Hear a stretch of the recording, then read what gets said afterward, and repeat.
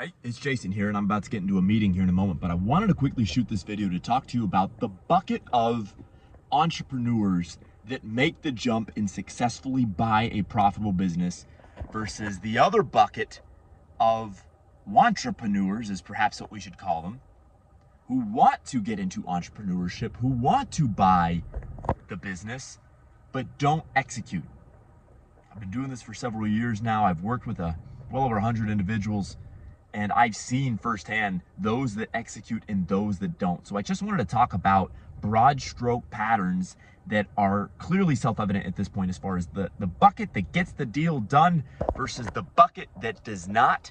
It's not to say that there won't be an outlier. There will always be an outlier. But I'm talking about 95% of the time. What follows is true. Okay, so firstly, here's the group that usually doesn't get the deal done. And hold on to the end, because you want to figure out if you are a part of the group that does get the deal done. And equally, if you're not, then hold on, because you need to figure out how to get into the bucket that gets the deal done. And the bucket that gets the deal done doesn't just get the action of buying a successful business done. The bucket of who gets the deal done is the same bucket that can basically do anything. Right? It's the bucket of how do you get the job done, whether it's buying a business, closing a real estate deal, starting a company, getting into a successful, happy, beautiful marriage. I mean, whatever it is you want, I think these traits overlap deeply. But anyways, let's get to it. So what's the group that does not get the deal done, that does not successfully buy the profitable business? It's really simple. It's the individual with no sales experience, with no real business experience at a high level, no real leadership experience, really somebody who just wants to make a quick buck but has nothing in their locker to get the deal done. No sales experience, has never even sold a lollipop. No leadership experience, has never had a team of 3 that have followed him. Right? No real business experience. Doesn't even know what a P&L stands for. Okay, if you don't know what a P&L stands for, that's probably a good sign that you're not ready to go out there and successfully buy a profitable business. All right, the middle group that kind of is in between, and it depends on the character of the individual, is the group that doesn't own a business, doesn't have experience running a business, but has sales experience, has some leadership experience, has some management experience, or maybe 1 or 2 of those things. And that's kind of the group that can go either way based on the individual.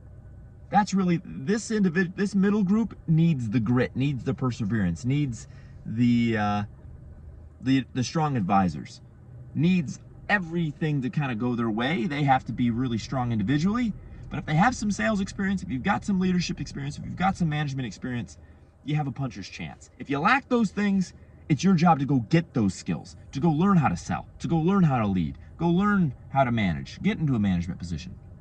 And then the bucket that gets the job done most often is the existing entrepreneur that already has a successful business with revenue, with cash flow, with several years of bank statements, with financial statements, P&Ls, balance sheets, statements of cash flow.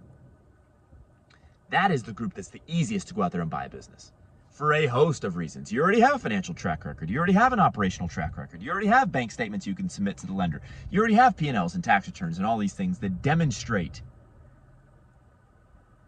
your ability and your financial capability as a business person, right? And so this is where you go out there and, you buy a business in the next market down. You're in Los Angeles, you go buy another business in the same sector in San Diego or in Orange County, right? Or instead, you stay in Los Angeles, say you're like me, you're a plumbing provider, and then you go on and you bolt on HVAC and you make it from plumbing to plumbing and air. Boom. That's an easy one.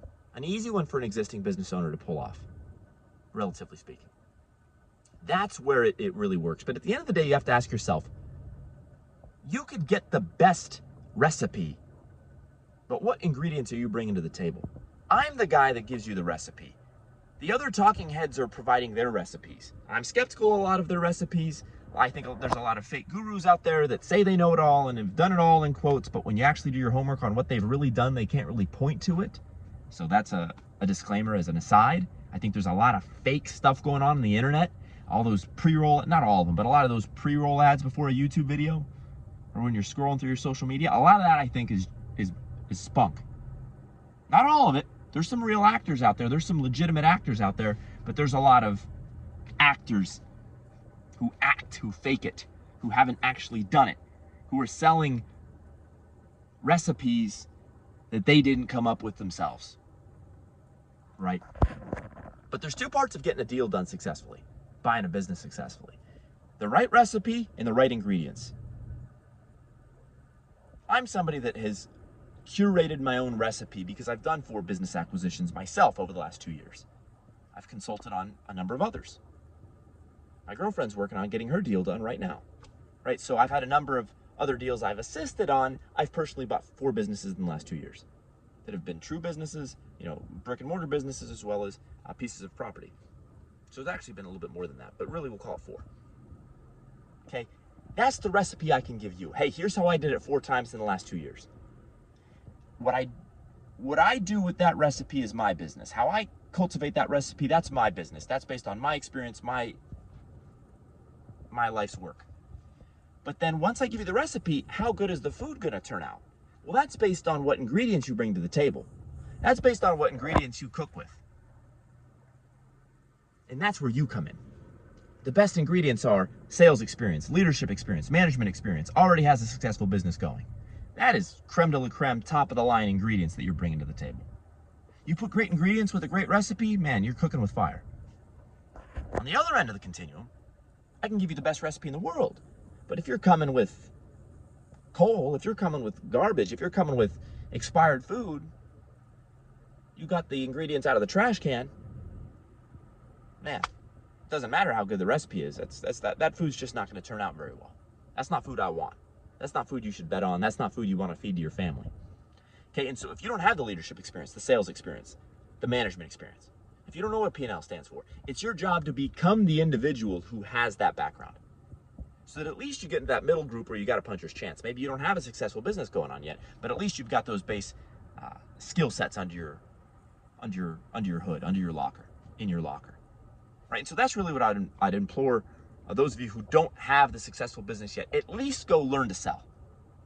Go learn to manage people. Go be a leader. Be somebody that people naturally follow. Once you get to that point, you can do what I did. I didn't have the successful business. I had a real small little internet business based on the dating world. But really, I didn't have any meaningful business to show. But I was able to go out there and make it happen because at least I had those intangibles: the ability to talk, the ability to communicate, the ability to lead, the ability to make decisions, the ability to manage. And I parlayed those skills into buying a successful business. And then once I had the successful business that I bought, it made it a lot easier to buy the second business and the third business and the fourth business. And now if I want to go out and buy a 5th business, I know I can. Now it's a matter of, do I want to as opposed to can I? I already know I can. Do I want to?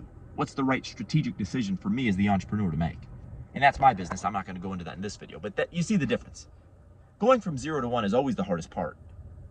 From no business to the first business. Because it's Newton's law of physics. That which is in motion stays in motion. That which is at rest stays at rest. If you're already in motion as an entrepreneur, you already have a successful business with cash flow and revenue, all you need is the recipe. And you just go follow the playbook. I have that recipe, right? I can help you with that. But you have to bring your ingredients to the table.